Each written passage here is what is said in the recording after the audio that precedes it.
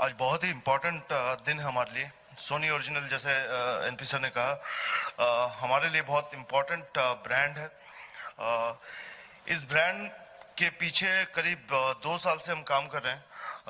In fact ये जो concept है पृथ्वी वल्लभ का, अनिरुद्ध के साथ हमारी बात कुछ 2 साल पहले हुई थी या 1.5 साल पहले। सोनी ओरिजिनल का कॉन्सेप्ट जो जैसे सर ने बताया कि हमको लगता है the world is ready for Indian stories.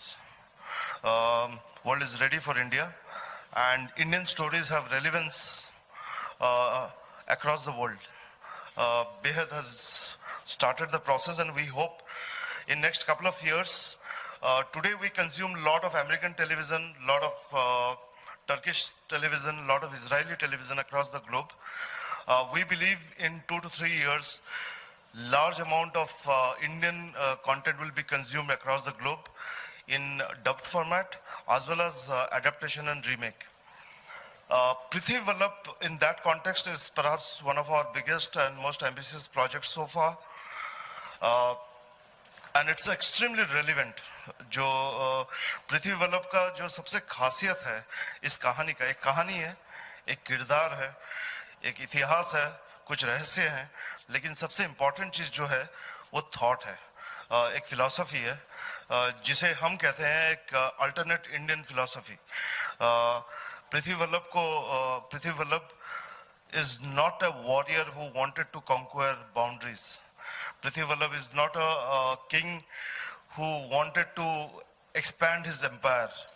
Prithvi Vallabh is a king who believed that art, literature, culture is what his legacy would be. And आप अगर देखेंगे हमारे प्रोमो में एक लाइन आता है कि पृथ्वी वल्लभ का जो थॉट है वो है Indian thought, and we believe that this thought of India is extremely relevant and absolutely required in today's world. It's not anti-power, it is pro-human, the thought.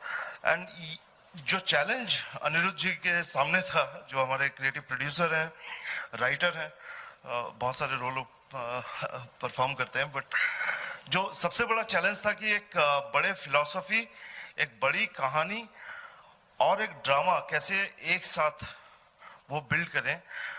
It took some time, काफ़ी 1.5 साल तक, इस करीब साल भर तो writing में गई, और फिर करीब पिछले 6 से 8 महीना हम लोग इसको शूट किए।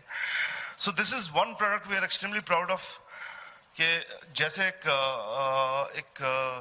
प्रोडक्ट आना चाहिए, बैंक के साथ आ रहा है। पूरी पहला सीजन हमने लिख चुके हैं, हमको मालूम है कि पहला सीजन कहाँ पे ख़त्म होने वाला है, यू नो, सीजन 2 कहाँ पे स्टार्ट होने वाला है और सीजन 2 कहाँ पे ख़त्म होने वाला है। उतना काम हुआ है राइटिंग में, उतना काम हुआ है इमेजिनेशन पे। सो दिस इज़ जो क्रिएटिव कल्चर है हमारे इंडस्ट्री का, उसके लिए बहुत बड़ा बदलाव है, एक बड़ा परिवर्तन है कि हम एक इंडस्ट्री थे जो बहुत अच्छा कंटेंट बनाया एज ए इंडस्ट्री, और बहुत कम समय में बनाया। ये thoroughly research, highly deeply involve writing, जैसे एक फिल्म बनती है, जैसे सीरीज बनते हैं इन अमेरिका और इन टर्की और in Israel, in big markets. I think the attempt there यहाँ पे जो है वो लाने का, वो कल्चर लाने का, उसके लिए कुछ अपफ्रंट इन्वेस्टमेंट की ज़रूरत हो रही है, और यहाँ पे सोनी ओरिजिनल आता है।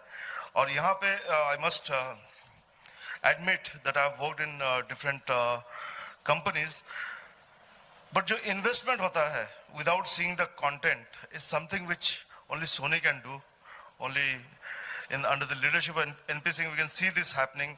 And I think for me as a professional, as a TV professional, it's a absolute delight that we are able to create something called Sony Original, and we had a partner like Anirudh, and we are extremely hopeful कि आप जब ये show देखेंगे 20 तारीख को 9:30 बजे सोनी पे, आपको समझ में आएगा कि इसमें मेहनत कितनी गई है, उसके राइटिंग में कितनी मेहनत गई है, और उसके प्रोडक्शन में ईच एलिमेंट में कितनी मेहनत गई है। सो आपको थोड़ा जल के दिखाएंगे थोड़ा अनिरुद्ध, लेकिन ये सोनी ओरिजिनल जो है ये सिर्फ सोनी का शो नहीं है, इंडियन टेलीविजन के लिए एक बहुत बड़ा स्टेप है. So I hope all of you will just support us, and we are hopeful that all of us together, us in Sony, Anirudh and all his great creative team in Writers Galaxy, all of us put together can come up with a show we will be proud of. Thank you. पहली बार मिल रहे हैं. Before Anirudh जी आपको show के detail के बारे में बताएं, मैं केवल दो छोटी चीज़ें बताना चाहता हूँ ऑन सोनी ओरिजिनल्स. तो एक्चुअली क्या हुआ कि मैं और दानिश हम लोग साथ में मिपकॉम करके एक चीज़ होती है जो बहुत बड़ा कंटेंट का मार्केट है जो फ्रांस में होता है, हम श्योर आपको पता होगा, कान करके एक जगह है. तो वहाँ मैं और दानिश हम 3-4 अलग अलग मुख्तलिफ ऑर्गेनाइजेशंस के द्वारा वहाँ भेजे जाते हैं कि देख क्या हो भाई, कैसा कंटेंट बन रहा है, कुछ लेके आओ अच्छा माल. तो ऐसा हमने किया. हम हर बार जाते थे वहाँ, देखते थे कि यार ये तो बड़े अच्छे शोज हैं वगैरह वगैरह, और फिर इससे अच्छा तो काम हमारे यहाँ हो सकता है यार, कहानियाँ तो हमारे यहाँ बेटर हैं, तो हम क्यों नहीं कर पा रहे हैं. तो हम जाते थे, वापस आके अपने काम में मसरूफ हो गए, फिर भूल भाल गए. तो 2 साल पहले तकरीबन लास्ट इस मतलब ये जो मिपकॉम हुआ इसके पहले मतलब पिछले अक्टूबर में मैं और दानिश हम ऐसे ही वापस आए और हमने कहा यार इसका कुछ करना चाहिए. मतलब तो ऐसे बस हम डिस्कस करते रह जाएंगे और फिर दुनिया आगे निकल जाएगी. और हमने देखा कि टर्की करके एक बहुत ही छोटा सा देश है अगर आप देखें, और मैसिव कंटेंट एक्सपोर्ट करते हैं. उनकी कहानियां जो है वो बहुत हमारे जैसी हैं एक्चुअली, बिल्कुल ही मतलब मुझे कोई अच्छा बुरा नहीं बोलूँगा, लेकिन मतलब हम उनसे बेहतर काम ज़रूर कर सकते हैं, लेकिन हो नहीं रहा है. तो कहीं ना कहीं शुरुआत करनी थी, करना चाहिए. हमने डिस्कस किया, Danish could convince the Sony management to kind of take a big step, because ये बहुत बड़ा इन्वेस्टमेंट एक ऐसे आइडिया के ऊपर है जो बहुत ही नेब्यूलस है. मतलब हमें बहुत ही विश्वास है कि ये आगे बढ़ेगा, लेकिन ये एक ऐसी शुरुआत इस तरह से मतलब ये सोनी ओरिजिनल्स आज आप देख रहे हैं. I am really emotional and very happy that it's finally seeing the light of the day. दूसरा इमोशनल कनेक्ट वो बहुत ही छोटा है जो मेरा पर्सनल है. वो ये जो पृथ्वी वल्लभ है ये मेरे गांव के हैं, मैं भी मालवा को बिलोंग करता हूँ, तो वो एक दूसरा छोटा सा इमोशनल कनेक्ट है. बट उसके अलावा शो बहुत बड़ा है और बहुत ही बेहतरीन बना है, और इसके बारे में I think I will not waste much of time. और अनिरुद्ध जी जो क्रिएटर हैं इस शो के, इस बहुत जो बड़ी मालिका हम बना रहे हैं Sony Originals. So Anirudh ji, over to you. Thank you आशीष.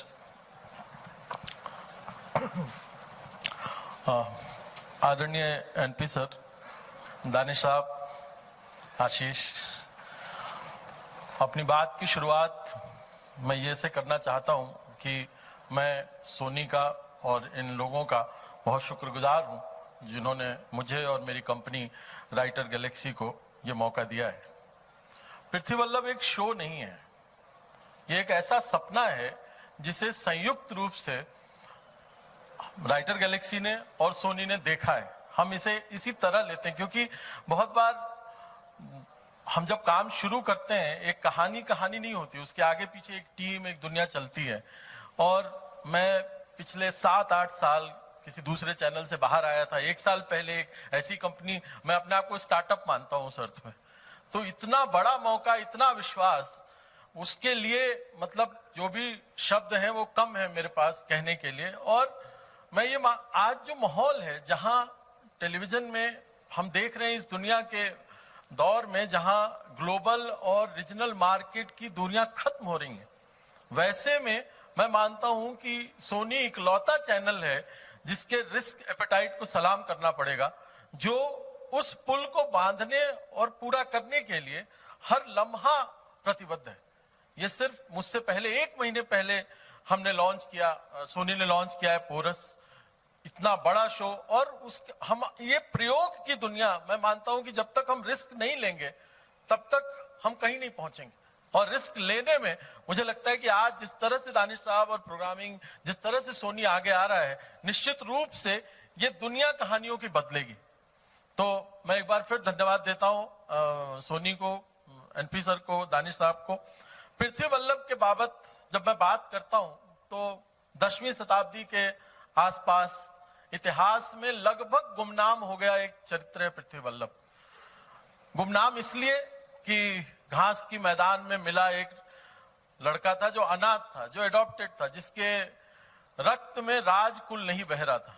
तो बहुत सारे कवियों के चर्चा में इस बंदे के बारे में मालूम पड़ता है, लेकिन जिन कवियों ने इसके बारे में लिखा उसने बहुत ऊंचा लिखा है। इतिहास में इस बंदे को यह कहा कि ये पहला राजा था, इसलिए इसका नाम भी पड़ा Prithvi Vallabh, the lord of earth. धरती से जो प्यार कर सके, उस पर शासन करे, उस पर कब्जा करे, वो नहीं है पृथ्वी वल्लभ। पृथ्वी वल्लभ एक ही हो सकता है जो धरती को प्यार करे। तो इस जो किताबें, प्राचीन किताबें हैं, 1000 साल पुरानी किताबों में इसकी चर्चा मिलती है कि इसने मंदिरें, ये खुद कवि था और युद्ध के मैदान में कवियों को लेके चलता था। अब तो हम इसलिए भी हम पृथ्वी वल्लभ को जब मैंने चुना, और उसका अनाथ होना एक रहस्य भी है, किसी को नहीं पता कहां से आया, कौन आया। तो कहानी बनाने में बड़ी एक मुझे लगा कि हम एक बड़ी कहानी इतिहास के अंदर है जो थोड़ी गुमनाम है। जैसा कि एनपी सर ने कहा भी कि सोहराब मोदी ने 43 के आसपास पहली बार उसके बाद आप देखें आज 40-50 साल में भी, 30-40 साल में भी हमने कभी चर्चा नहीं की इस किरदार के बारे में कहीं भी। दूसरी तरफ जो इसकी दूसरी बड़ी किरदार है मृणाल, उसकी भी चर्चा इतिहास में बहुत गुमनाम है, क्योंकि जहां भी प्रेम कहानी बनती है उसको हमेशा दफन किया जाता है। उसके भाई तैलब का इतिहास में चर्चा मिलता है, मृणाल की चर्चा कहीं नहीं मिलती। तो ये एक फिक्शन भी थी, लेकिन लोक कथाओं में कर्नाटक के मृणाल बहुत पॉपुलर है। जैसे अनारकली बहुत पॉपुलर है, हमको नहीं पता अनारकली थी नहीं थी, मृणाल है नहीं थी या नहीं थी, लेकिन इन दोनों के मिलने से एक बड़ी प्रेम कथा का जन्म होता है, जिसे हमने थोड़ी सी अपनी कल्पनाओं के साथ, एक नए तेवर के साथ, इसीलिए इसके टाइटल के साथ लगा है इतिहास भी रहस्य भी।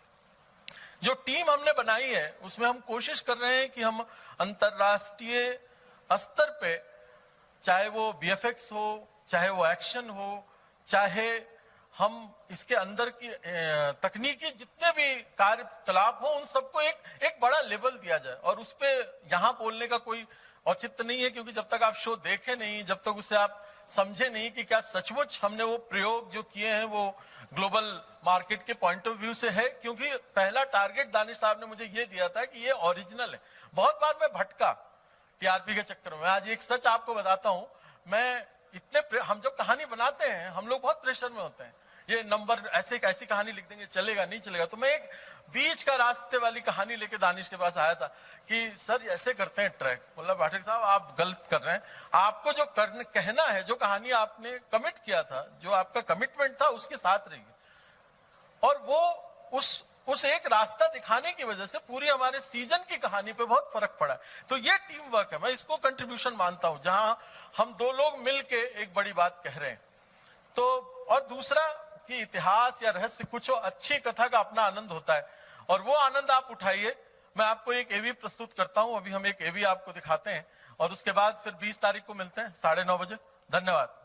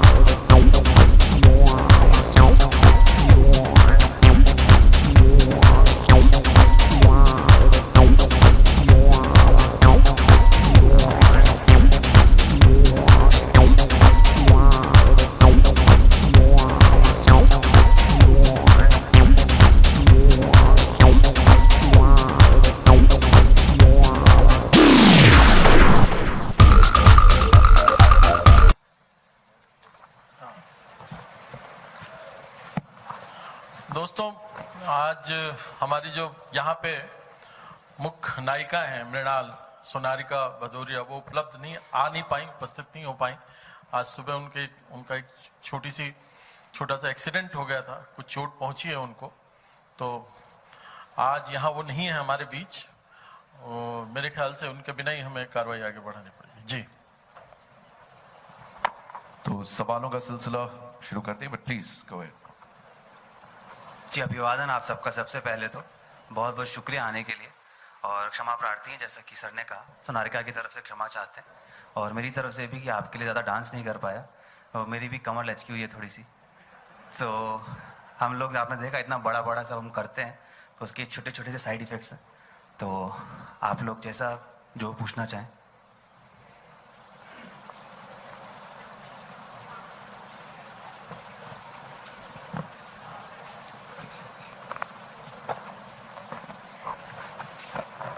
Hello Ashish, Ravi from ABP News. Ashish, हमने एवी देखी, बहुत ही भव्य और बहुत ही शानदार तरीके से शूट किया है, काफ़ी मेहनत गई है इस पे। कितना मुश्किल था आपके लिए ये किरदार करना, और किस तरह के मुश्किलातों का आपको सामना करना पड़ा? क्योंकि आसान नहीं होता जब एक पीरियड आप फिल्म करें या इस तरह का टेलीविजन शो करें, तो कुछ अनुभव बताएंगे, क्या कुछ हुआ शूट के दौरान?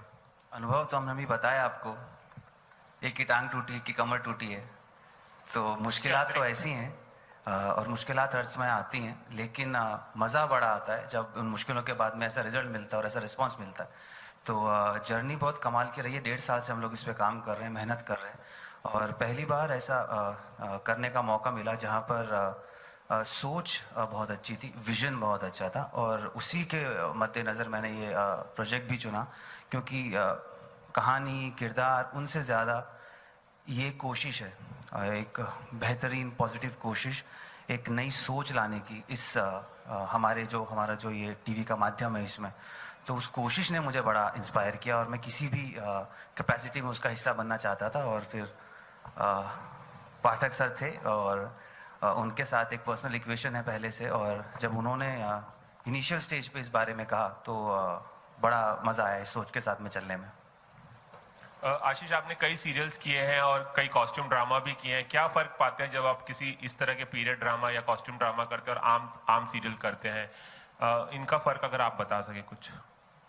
जी, मैं सिर्फ एक मेल एक्टर के मद्देनज़र आपको बता सकता हूँ कि इस तरह के शोज़ में एक मेल एक्टर को स्कोप होता है काफ़ी चीज़ें करने का, और क्योंकि हमारा जो माध्यम है वो महिला प्रधान माध्यम है, उसमें उतना आपको स्कोप नहीं होता है मेल एक्टर्स के लिए करने के लिए, तो बेसिक फ़र्क जो मुझे लगता है मेरे लिए वो ही यही है।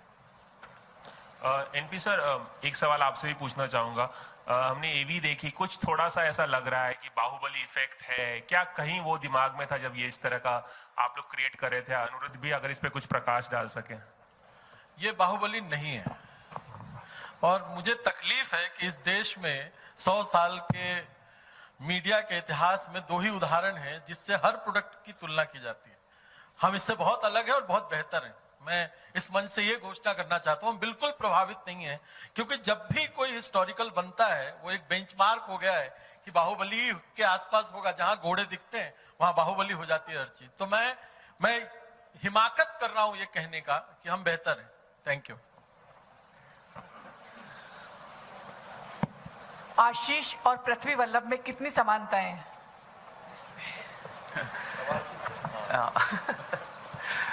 समानताएं, काफी समानताएं हैं, विचारधारा की समानता है सबसे बड़ी। दोनों कवि हैं।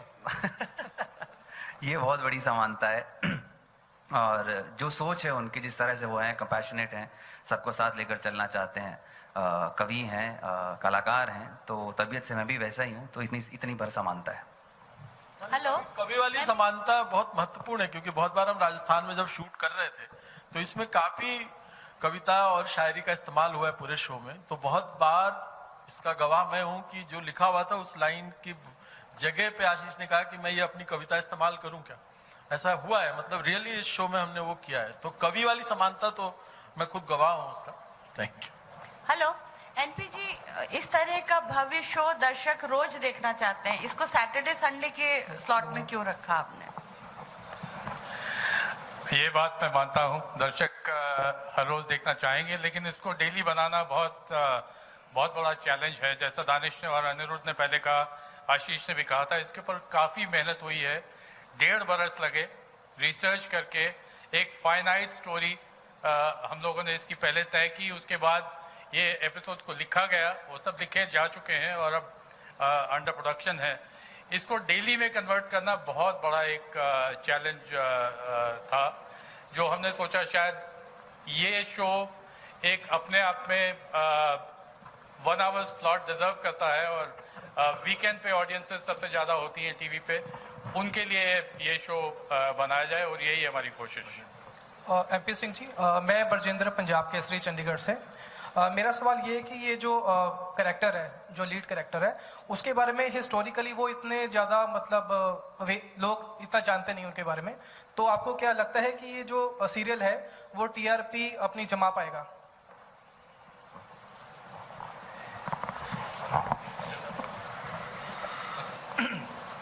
पहला चीज़ है कि बहुत अच्छा शो है।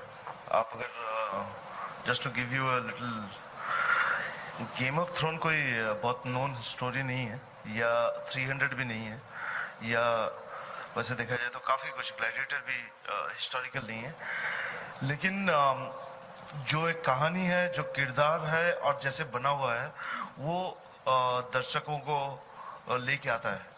तो हमारा जो पहला चीज़ है कि इतिहास में पृथ्वी वल्लभ थे, उनके ऊपर एक फिल्म भी बनी थी, लेकिन हिंदुस्तान का इतिहास इतना बड़ा है, इतना, it's a continuous, it's perhaps the only continuous civilisation है, और उसमें बहुत सारे ऐसे राजा हैं, मैं बोल नहीं रहा हूँ सिर्फ पृथ्वी वल्लभ में, बहुत सारे ऐसे राजा हैं, बहुत सारे ऐसे महानायक हैं जिनके बारे में शायद आज हम कम जानते हैं। और मुझे लगता है कि जो हमारा कल्चर है, हमारा जो सिविलाइजेशन है, उसका एक तरीके से कंट्रीब्यूशन मीडिया से तभी आएगी जब हम हमारे कल्चर और सिविलाइजेशन से हीरोज़ को लेके आएँ, क्योंकि हीरोज़ जब आते हैं हमारे सामने इतिहास के किताबों में या आजकल टेलीविज़न में या फिल्म में, तो we revisit our culture, we get inspired, you know. तो पृथ्वी वल्लभ हमारे लिए जो सोनी ओरिजिनल का थॉट था कि ऐसी कहानी बताएं जहाँ पे ग्लोबली लोग देखें इंडियन कहानी और बहुत ही रेलिवेंट है, तो हमें लगता है कि पृथ्वी वल्लभ में वो सारी बात है जो हिंदुस्तान में भी लोग देखेंगे और हिंदुस्तान के बाहर भी लोग देखेंगे, और हमें we are confident about the viewership. एक सवाल और है कि जैसा आपने बताया जो सीरियल है ये वार पे शुरू होता है और पीस पे खत्म होता है, तो इसके टोटल कितने एपिसोड्स हैं और ये कब तक के लिए मतलब बनाए गए? इसके 2 सीजन हैं, 40-40 एपिसोड के, 1 घंटे के। उस सीजन के बीच में हम ब्रेक लेंगे कि नहीं लेंगे ये हम डिसाइड करेंगे depending upon the production, but total जो हम जा रहे हैं इस अभी जो हम डिसाइड किए 80 एपिसोड्स हैं ऑफ 1 आवर। आशीष जी, आपने 2011 में रोल किया था चंद्रगुप्त मौर्य का, तो चंद्रगुप्त मौर्य ज़्यादा डिफिकल्ट है या पृथ्वी वल्लभ ज़्यादा डिफिकल्ट है आपके लिए? जी, अपने आप में सभी डिफ़िकल्ट होते हैं, कंपेयर नहीं कर सकता हूँ मैं, क्योंकि उस समय मैं भी कुछ 25 साल का ही था, आज मैं 30 का हूँ, तो शायद उस समय जो कर सकता था वो अब नहीं कर सकता, और जो अभी कर सकता हूँ तब ना कर पा रहा हूँ। तो एक हर चीज़ की अपनी एक उधेड़बुन होती है, अपनी हर्डल होती है, अपनी कोशिश होती है, तो ये अब इस समय उतना ही डिफ़िकल्ट है जितना मेरे लिए वो उस समय था। मतलब आपका कहना है कि उम्र आप पे हावी हो रही है अभी से ही? जी, उम्र तो सब पे बहुत हावी होती है, मतलब अपने अपने तरीके से। Thank you. एक सवाल दानिश और एनपी सिंह सर से है कि सोनी जो चैनल है लगातार बिग बजट शोज, इस तरह के हिस्टोरिकल और पीरियड ड्रामास बना रहा है, महाराणा प्रताप की बात हो जाए, पोरस की हो, या अब ये शो जो आ रहा है वल्लभ, एक कॉन्स्टेंट स्ट्रैटेजी है आप लोगों की कि पीरियड ड्रामा बनाया जाए, लगातार वो भी बनाया जाए और हाई बजट शोज बनाए जाए, और अगर इस बारे में कुछ प्रकाश डाल सके कि इस शो का बजट क्या है, अगर कुछ बता सके।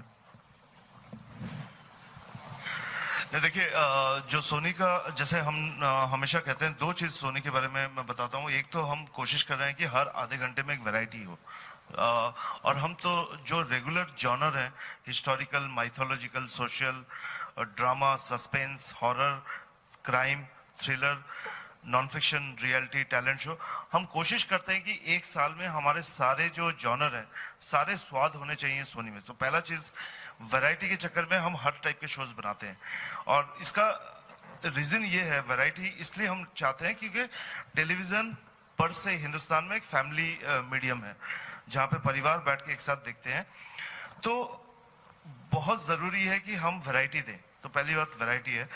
दूसरी बात, हिस्टोरिकल माइथोलॉजी में हम लोग बहुत इन्वेस्टेड हैं।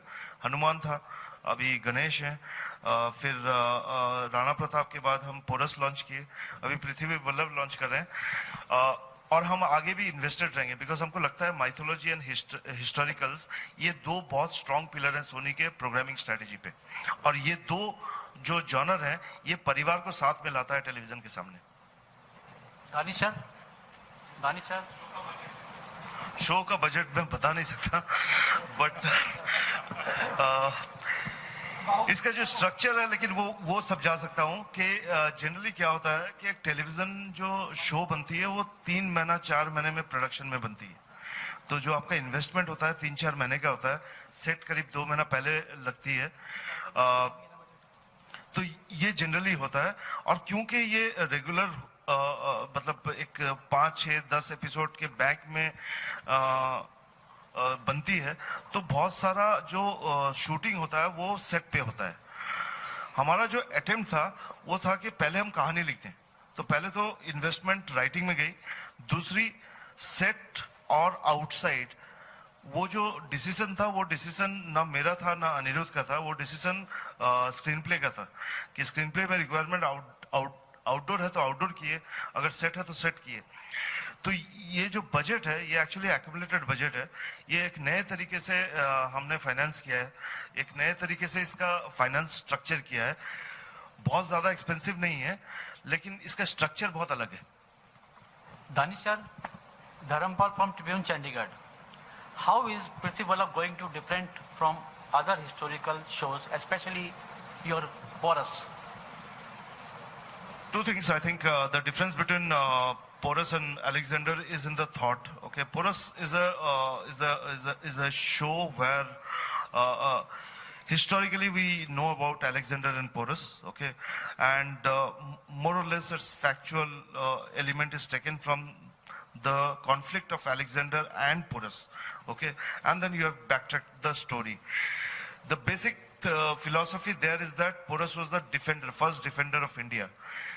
The major difference that Prithvi Vallabh brings to the table is that first it's a love story to start with. Okay, it's a love story which is born out of a war, out of a hatred. This is number one. Number two is that the core of this show is its philosophy, the philosophy of Prithvi Vallabh. So while it's a love story of Prithvi Vallabh and Minalvati, the title is Prithvi Vallabh because for us, the title is not just the character Prithvi Vallabh, but the philosophy of Prithvi Vallabh. And I think that is where it will be different than all other historical shows that we have done so far. Sir मेरा एक सवाल है, जैसे आपने बताया कि जो मृणाल जो हैं करेक्टर, उनके बारे में हिस्टोरिकली ज़्यादा इंफॉर्मेशन अभी अवेलेबल नहीं थी, बट आपने इसको किया। तो अभी जैसे पद्मावती को लेकर विवाद हुआ है, तो आपको लगता है कुछ फैक्ट्स ऐसे आप अगर शो में डालते हैं जिसको लेके विवाद खड़ा हो सकता है, जो वहाँ के नेटिव लोग हैं जहाँ पे ये थे, अगर क्वेश्चन उठता है? एक तो काफी पुख्ता रिसर्च बैकग्राउंड है इस शो के बनने में। दूसरा, जहां भी हमने कहानी इतिहास से अलग की है, इसलिए हमने टाइटल में ही वो क्लैरिटी रखी है कि इतिहास भी है और रहस्य भी है, जहां मिस्ट्री भी है। और दूसरा, वो मिस्ट्री की लिबर्टी के लिए भी ना हम बहुत साफ रहे, तो ये पृथ्वी वल्लभ इतिहास नहीं है। हमको इसको मुक्त रूप से, क्योंकि अंततः कहानी चलती है, और मैंने लास्ट में कहा कहानी का आनंद लेना चाहिए, उसी से नंबर आते हैं, उसी से सब फर्क पड़ता है। तो इसमें इतिहास उतना ही है जितना वो कहानी को सपोर्ट करता है। अगर हम इसको किसी कंट्रोवर्सी के टर्म में देखेंगे तो इतिहास इसमें उतना ही है जितना ये कहानी के ढांचा को सपोर्ट करे। इतिहास नहीं है, क्योंकि इतिहास मिलता नहीं है। फिल्म भी थी, वो भी इतिहास पे आधारित नहीं थी, सोहराब मोदी की। Thank you. Mr. Danish, how is Prithvi Vallabh's character relevant to today's generation in terms of the contemporary values? I mean, वो period का ज़माने का आप दिखा रहे, तो in today's contemporary times, how relevant will it be for today's youth and today's families? I'll just tell you, this is one of our first discussion between me and Anirudh. तो हम लोग सोच रहे थे कि पूरे दुनिया में सबसे बड़े कॉन्क्वेरर और बड़े राजा कौन है। तो हम बोले अलेक्जेंडर कहाँ पे पैदा हुए थे? मैसिडोनिया। आज कितना बड़ा कंट्री है, छोटा सा कंट्री है। हमने फिर बात किया चंगेज खान का, कितना बड़ा कंट्री है, मंगोलिया छोटा सा कंट्री है। हमने फिर बात किया जूलियस सीजर का, हमने बात किया सारे बड़े बड़े राजाओं जो कॉन्क्वायर किए उनकी बात की है। फिर हमने सोचा कि एक हिंदुस्तान एक जगह है, एक देश है जो इतने सालों तक सब कुछ हो गया, फिर भी एक हिंदुस्तान हिमालय और इंडियन ओशन के बीच में एक देश, एक सभ्यता, एक कल्चर जीवित रही, बड़ी। और क्यों, मतलब ऐसे क्यों हुआ कि किंगडम्स आए और गए लेकिन हिंदुस्तान रहा? There has to be some inherent strength in the thought of Indianness. Okay, ये जो थॉट है of Indianness, which is of compassion, you know, it's not about going out and conquering the world. It's about encouraging culture.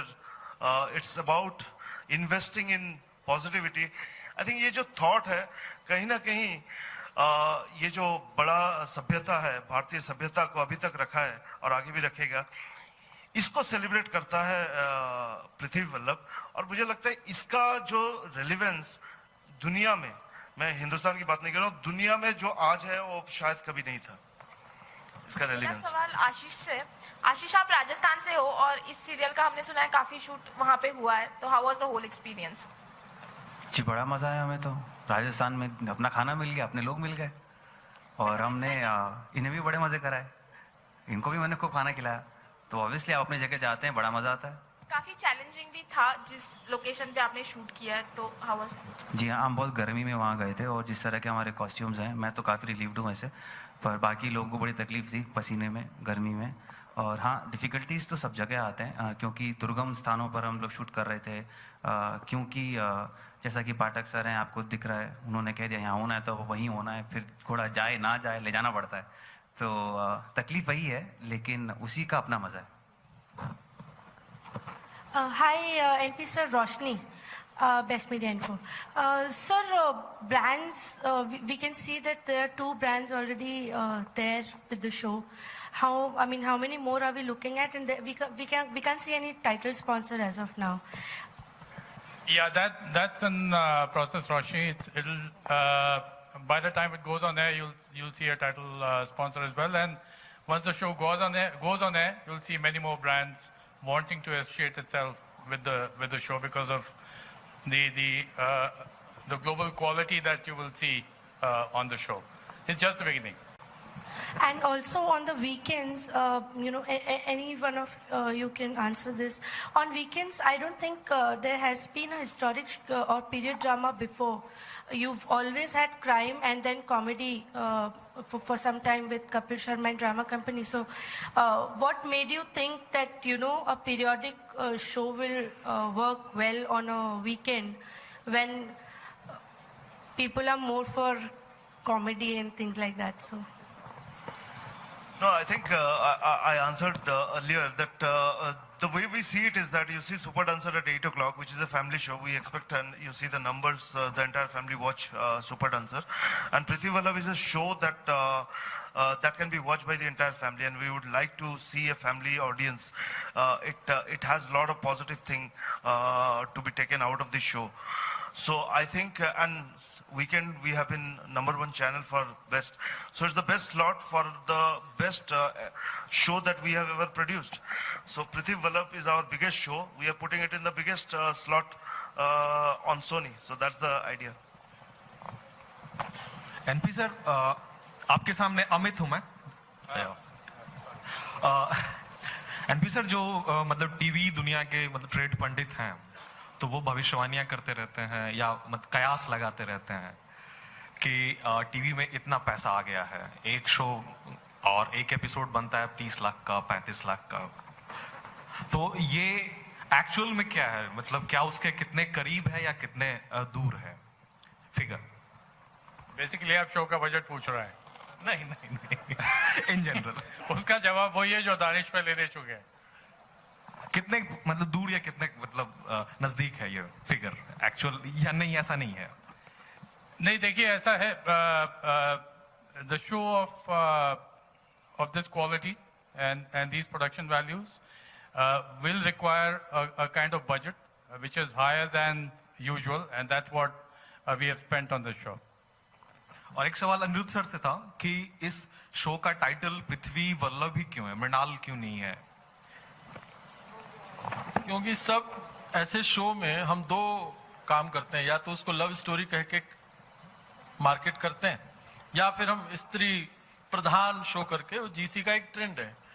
जो अभी दानिश साहब कह रहे थे कि सुपर हीरो का जो कॉन्सेप्ट है ना, वो पश्चिम से जिस तरह से इस देश में खड़ा हुआ है उसके खिलाफ खड़ा होता है पृथ्वी वल्लभ। पृथ्वी वल्लभ हारता है, पृथ्वी वल्लभ प्रेम में मरने के लिए तत्पर होता है। यहां पृथ्वी वल्लभ अलग है, क्योंकि हमको डीसी और मार्वल की आदत पड़ी हुई है, इसलिए हमको हीरो वैसे ही चाहिए होते हैं जो जीते, जो एंगर में रहे, और जो हमेशा लड़की सज धज के रहेगी और लड़का लड़ेगा। ये एक ऐसा मतलब बनी हुई व्यवस्था है कहानियों में भी, जिसको पृथ्वी वल्लभ तोड़ता है। क्योंकि पहली बार लड़की प्रतिरोध से भरी हुई है, इतनी खूंखार है। लड़का है, लड़का बहादुर है, लड़का पृथ्वी वल्लभ है, लेकिन लड़का युद्ध में इंटरेस्टेड नहीं, लड़का युद्ध के पक्ष में नहीं है। इसलिए इस शो का नाम, जैसा कि फिलॉसफी के हिसाब से हम कहना चाहते थे कि पृथ्वी वल्लभ के अतिरिक्त और कुछ हो ही नहीं सकता था। तो ये एक हसीन इत्तेफाक इसे कहा जाए कि मतलब बाजीराव के साथ भी ऐसा ही हुआ था कि वो 37 युद्ध तो जीतता है लेकिन हारता अपने परिवार के आगे है। No comments. और सर आप खुद मतलब बिहार से हैं, तो उधर के कैरेक्टर्स भी हैं जहन में, मतलब जिनको लेकर के इस तरह का एक मतलब लैविश स्केल का शो हम देखेंगे इतिहास कभी? के विद्यार्थी के तौर पे अभी तक मुझे कुछ बहुत नहीं मिला है। जो है उसमें कर सकते हैं कुछ, लेकिन मुझे ऐसा कुछ नहीं मिला जो ग्लोबल मार्केट को आकर्षित कर सके। मतलब मैं यहाँ फ्रैंकली कहना चाहूंगा ये बात, क्योंकि भारतीय कहानियों के लिए हम काम कर रहे हैं, उसमें क्षेत्रीयता किसी भी स्तर पे ना काम नहीं करती, क्योंकि कहीं ना कहीं टारगेट हमारा यही है कि एक बड़ी दुनिया से हमारी कहानियां जुड़े, जो पृथ्वी वल्लभ का कार्य है। और ऐसी कोई कहानी या ऐसा चरित्र मुझे मिलेगा तो जरूर मैं उस पर काम करूंगा। और एक बस आखिरी सवाल था एनपी सर से, एक बार फिर से मतलब जाति सा सवाल था कि एनपी सर का ताल्लुक अनिल कपूर सर के साथ किसी तरह से है? मेरा ताल्लुक अनिल कपूर सर से है जी, मतलब उन्होंने हमारी अभी एक फिल्म की थी मुबारका। जी हाँ, वो भी हमेशा जवान है और आप भी हमेशा से जवान है इन दैट वे। शुक्रिया।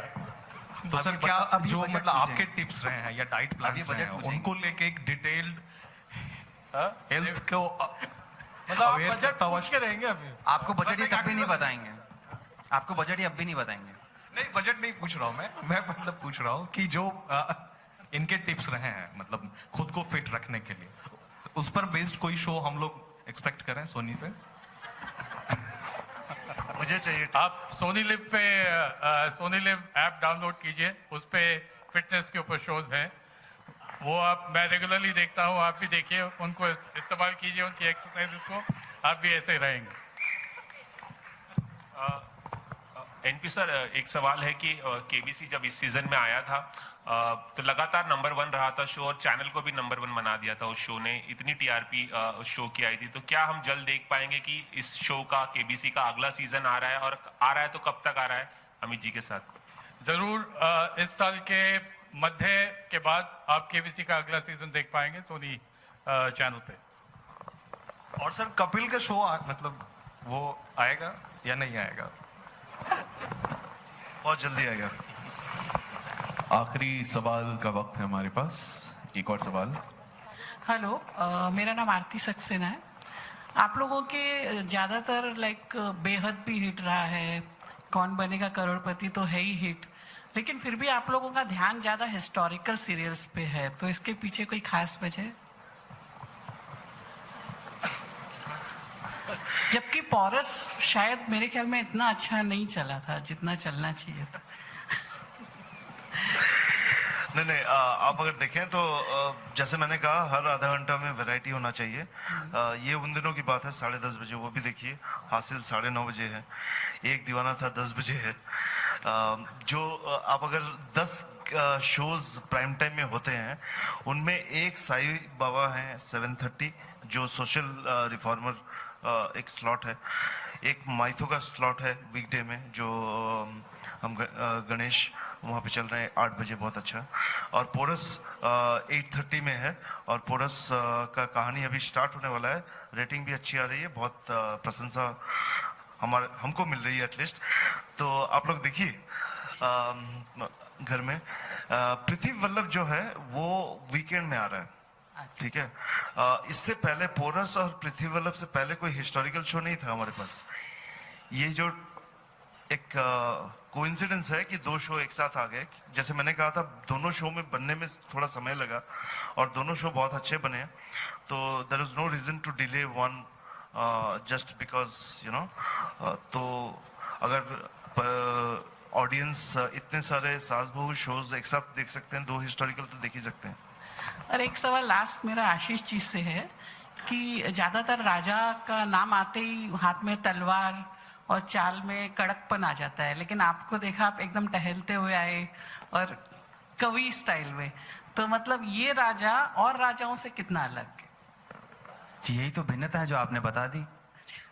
ना वो कड़क है, ना वो युद्ध में विश्वास रखता है, प्यार में, कविता में, कल्चर में, संस्कृति में विश्वास रखता है, उनको बढ़ावा देता है, खुद कवि है और सब लोगों को साथ में लेकर चलना चाहता है। बहुत ही कंटेम्प्रेरी एक विचारधारा वाला इंसान है, जो जैसा कि आप सब लोग ने बोला कि क्या ऐतिहासिक किरदार आज के जिसको लोग नहीं जानते हैं वो आज में रिलेट हो पाएगा, नहीं हो पाएगा। रिलेटेबिलिटी यही है कि हमें आज भी ऐसी विचारधारा का एक ऐसा लीडर चाहिए जो सबको साथ में लेकर रख सके, और वही उसकी रिलेटेबिलिटी बनती है और यहीं से वो भिन्न भी होता है। मतलब इस सीरियल में रोमांस दिखाया जाएगा, युद्ध कम दिखाया जाएगा? युद्ध के अंदर रोमांस दिखाया जाएगा। युद्ध तो दिखाया, लड़की तो युद्ध कर रही है ना। Okay, thank you.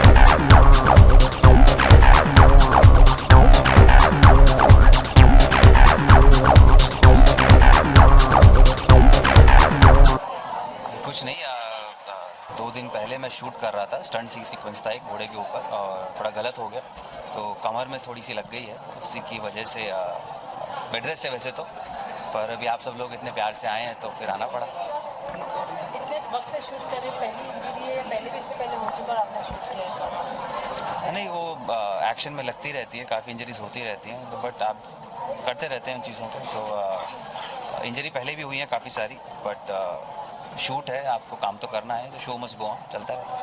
शो को लेकर कितनी प्रिपरेशन की थी आपने, और इससे पहले जब आपको अप्रोच किया गया तो क्या रिएक्शन था इस माइथोलॉजिकल शो को लेकर? जी, अप्रोच तो बहुत इनिशियली कर लिया था, बिकॉज मैं पाठक सर के साथ किसी और प्रोजेक्ट के लिए बात कर रहा था और एक दिन उन्होंने ऑल ऑफ अ सडन बुलाया और कहा कि सरप्राइज़ है, और उन्होंने पृथ्वी वल्लभ का ऑडियो पायलट सुनाया और बोला तुम ये कर रहे हो। सो मैं बड़ा एक्साइटेड हुआ सुन के, क्योंकि सुनने में बड़ी इंटरेस्टिंग और बड़ी भिन्न तरह की कहानी है जिसके बारे में हम ज़्यादा जानते थे ना सुने थे, और उतना ही मज़ा इसलिए भी आ रहा है बिकॉज जो प्रोसेस है, वर्क प्रोसेस है पूरा, वो बड़ा अलग है। यूजुअली जो हम लोग टेलीविज़न जिस तरह से काम करते आए हैं अभी तक, उससे बहुत भिन्न है, क्योंकि एक नया फॉर्मेट है, एक नई तरीके से एक पहल है, एक नई कोशिश है, जिसमें हम 1.5 साल से काम कर रहे हैं, प्री प्लान्ड है सब कुछ, हम पहले से शूट कर रहे हैं, हमें पता है पहले से पूरी कहानी कि कहाँ से कहाँ जाने वाली है। तो प्रिपरेशन जो थी वो कुछ 8 महीने की थी और उसके बाद हमने शूट शुरू किया, तो एक नया फॉर्मेट है और वो बड़ा मज़ा आ रहा है मुझे काम करने में। शो का वॉर सीक्वेंस तो बहुत अच्छा लग रहा है, लेकिन सोनालिका और आपकी जो केमिस्ट्री है वो बहुत ज़्यादा लोगों को पसंद आ रही है, तो क्या कहना चाहेंगे ऑन सेट किस तरह का केमिस्ट्री था आप दोनों का, और इस बात को लेकर कुछ अगर अप्रोच नहीं? जी, एक तो ये मुझे समझ में नहीं आता है कि अगर ऑन स्क्रीन केमिस्ट्री अच्छी है तो ऑफ स्क्रीन भी अच्छी होनी चाहिए, ऐसा तो ज़रूरी नहीं है। और या तो एक जो को एक्टर्स होते हैं या तो वो दोस्त हो सकते हैं या तो दुश्मन होंगे, कोलिग्स भी हो सकते हैं, अच्छे को वर्कर्स भी हो सकते हैं. So we are good colleagues, we are good co actors, और वो बहुत प्रोफेशनल हैं, सेट पे आती हैं, प्रिपेयर्ड आती हैं, और इसीलिए मज़ा भी आता है काम करने में. एंड थैंकफुली कि लोगों को केमिस्ट्री अच्छी लग रही है, तो कहीं ना कहीं शायद हमारी जो मेहनत है वो अच्छी लग रही है लोगों को. जब ये स्क्रिप्ट आया आपके पास तो क्या खास बात लगी इसमें जो आपको लगा कि ये कुछ करना चाहिए? कि ख़ास बात यही लगी इसमें कि यूजुअली जब हम इस तरह के शोज़ के बारे में बात करते हैं, हिस्टोरिकल है, वॉर सीरीज़ है, हम बात करते हैं तो हम देखते हैं कि लड़का होगा, तलवार लेकर आएगा, घोड़े पे चढ़ेगा, 4 लोगों को मारेगा. इसके विपरीत है, लड़की ऐसा करती है. लड़का जो है वो मना करता है, लड़का जो युद्ध के खिलाफ, लड़का जो है वो प्यार की बात करता है, लड़का कवि है, लड़का जो है वो कल्चर की बात करता है, संस्कृति की बात करता है. और ये जो विचार है ये बड़ा इंटरेस्टिंग लगा मुझे, एक पलट विचार जो है. और ये ऐसा कुछ नहीं कि फिक्शन है, ऐसे ही पृथ्वी वल्लभ थे, ऐसा ही वो सोचते थे. So that is what is interesting about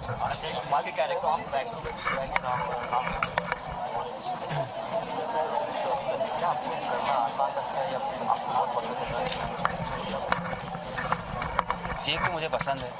आसान तो बिल्कुल नहीं है, आई थिंक, बल्कि ज़्यादा मुश्किल होता है ऐसे किरदारों को करना, क्योंकि एक तो फिजिकली बहुत टैक्सिंग होते हैं, और प्लस समय बहुत लगता है इन चीज़ों को करने में.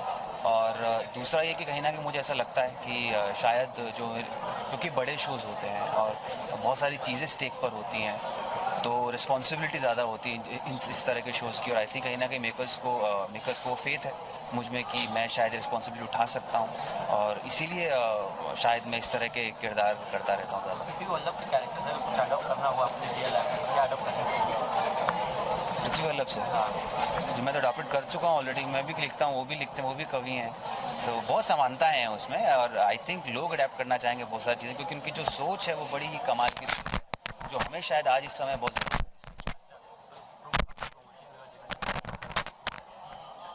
हमने ज़्यादातर राजस्थान और मुंबई के आसपास ही शूट किया है.